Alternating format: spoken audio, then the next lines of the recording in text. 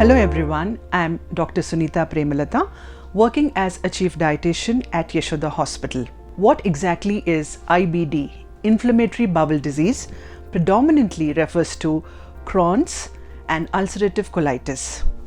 As a dietitian, whenever I have attended these patients with inflammatory bowel disease, I found that majority of them have high risk of malnutrition, approximately up to 85%, especially in the hospitalized patients.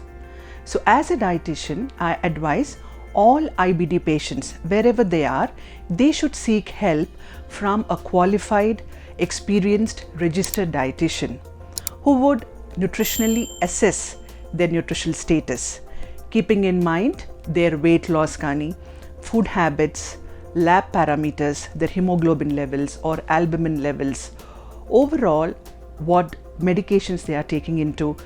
All these factors are taken so that this information will help the dietitian to plan for early intervention, a proper diet plan, which will help to prevent or treat malnutrition.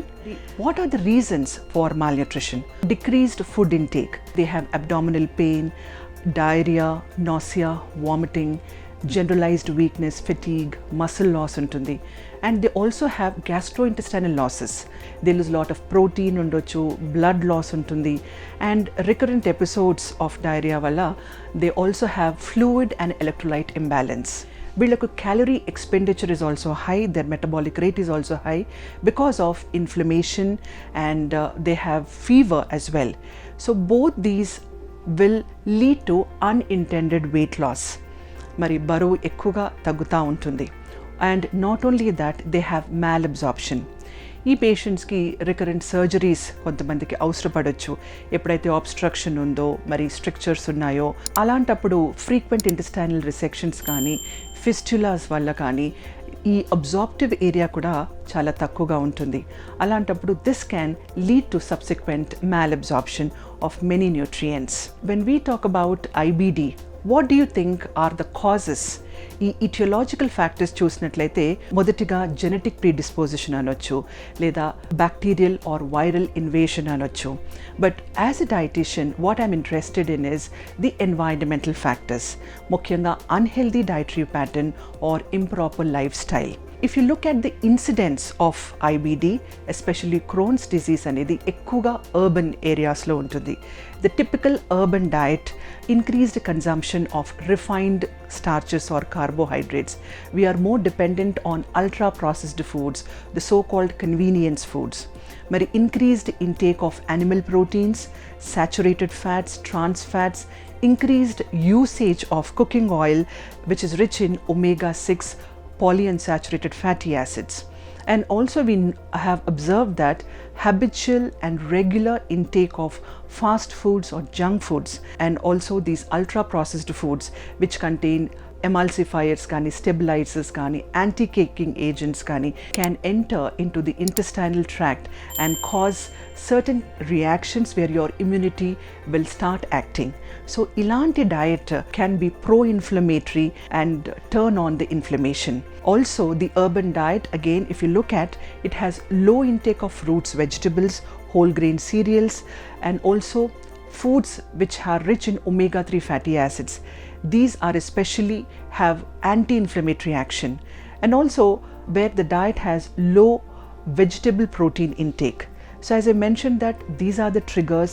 This is a pro-inflammatory diet that can turn on the inflammation. What if the patient gets admitted with Crohn's disease in the hospital, who has acute diarrhea, maybe 10 to 15 episodes of loose stools, who is anemic, who has low albumin levels, and who is severely malnourished? అలాంటి వాళ్ళకు మనం ఎలాంటి diet ఇస్తాము? So as a dietician at Yashoda Hospital, what we do is we prescribe liquid diet or at times clear liquid, which is low residue or low fiber diet అనొచ్చు. ఎందుకంటే especially ఈ low fibre diet అనేది patients with fistulas కానీ stricture కానీ who are more prone to intestinal obstruction వీళ్ళకు చాలా హెల్ప్ఫుల్గా ఉంటుంది. And also symptom relief also, and also reduces the episodes of diarrhoea. మరి ముఖ్యంగా what are the foods that you should avoid in a low residue diet, especially fruits with edible skin, seeds కానీ nuts కానీ whole grain cereals కానీ corn, beans which are high fiber vegetables, ఇలాంటివి you can avoid. What are the foods that you can prefer? Low fiber foods like banana is preferable, or muskmelon, double boiled white rice or soft khichdi, good amount of curd and yogurts as probiotics, and of course oral nutrition supplements. Whereas how about children and young adolescent? There is something called as exclusive enteral nutrition. That means 90% or even more than that calories come from oral nutrition supplements.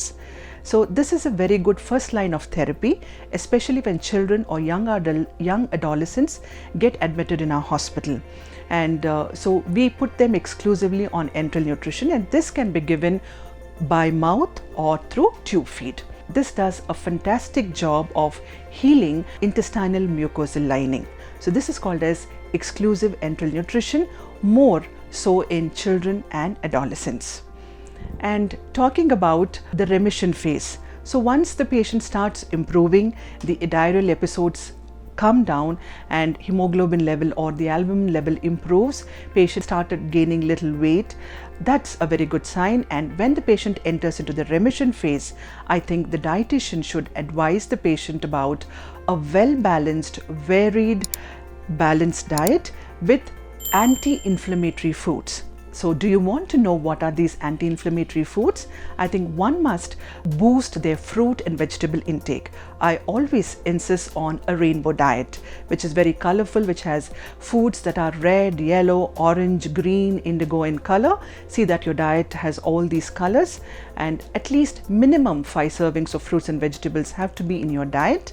And also try and include whole grain cereals at least for 1 meal out of 3 meals. Drink plenty of water, and also remember about omega-3 fatty acids, which can come from sea fish like tuna or salmon, otherwise walnuts or chia seeds or flax seeds, which are an excellent source of omega-3, which are anti-inflammatory, have action. And also do remember, get most of your proteins from the vegetarian sources. Alright, so keep in mind these anti-inflammatory foods. So a healthy, well-balanced, varied diet. Apart from that, I think the other lifestyle factors like regular exercise also is important, and adequate water intake, no alcohol and tobacco, and also a lot of people compromise on sleep. So getting 8 hours of undisturbed sleep, which is very important. And last but not the least, stress management. So try to overcome stress, and I think all these factors which form a holistic approach in helping the patients on to the road of optimal health. So I would always say that good nutrition is the foundation stone of good health. Thank you.